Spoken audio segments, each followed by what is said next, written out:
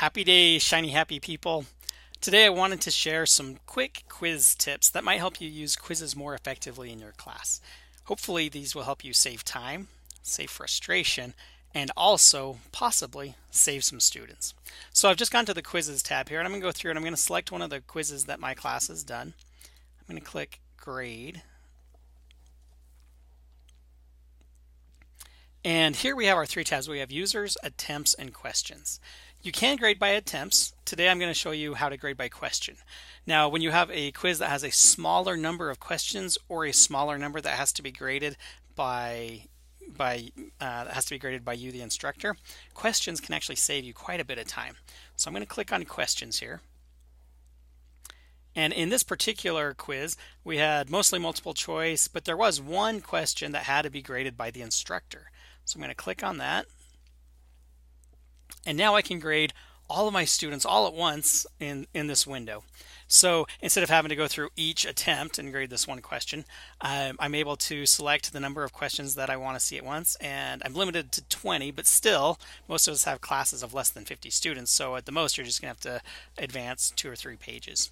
So here I can read their question, give them a score, read their question, give them a score, go through all those. And when I'm done, I just click save or go back to questions, either way. And ta-da!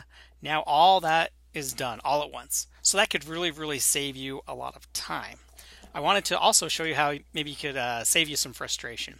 Now, some of you in your grade book, you'll have by a quiz, you'll have this little blue starburst icon. And that may mean that somebody has submitted something and you just haven't gotten to it yet. It could also mean that they have a quiz that's in progress and you can't get rid of it. You can't put a 0 in the grade book, you can't delete it, and it's really frustrating. I went in and I took a quiz and I did not complete the quiz, so it is an in-progress quiz. So I come down here under while I'm in the users tab, I come down and I look for my name and I don't see it anywhere. But I know in the grade book I have that little thing there. So what I need to do is, because this is limited to currently users who have completed an attempt, I'm going to change that to all users, or you could even change it to users with attempts in progress. And then you have to click this little icon right here to load that.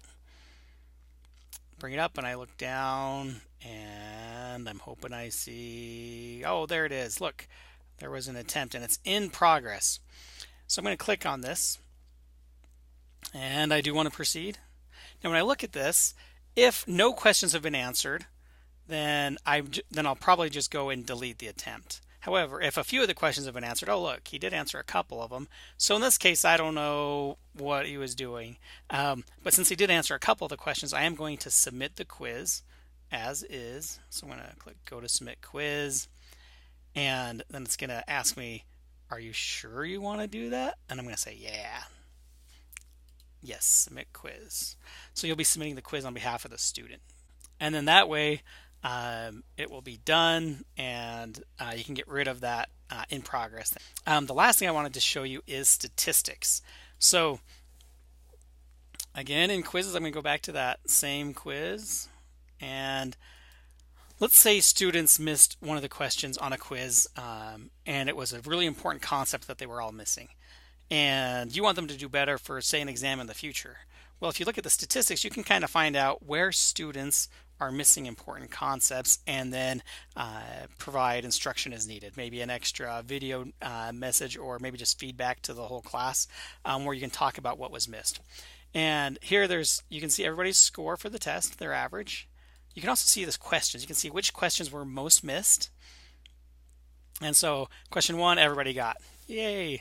However, if I scroll down, question 31, oh man, more than half the class missed that one. So you can click on the question and then look at the question and kind of see, and there you can kind of see, okay, why did so many people choose this other option? Another thing you can do is you can look at the specific question details, and this will tell you specifically which choices everybody chose on a question. And so as you look at that, you might be able to help reinforce a concept to students so that they know it better, so that they'll do better on a future exam.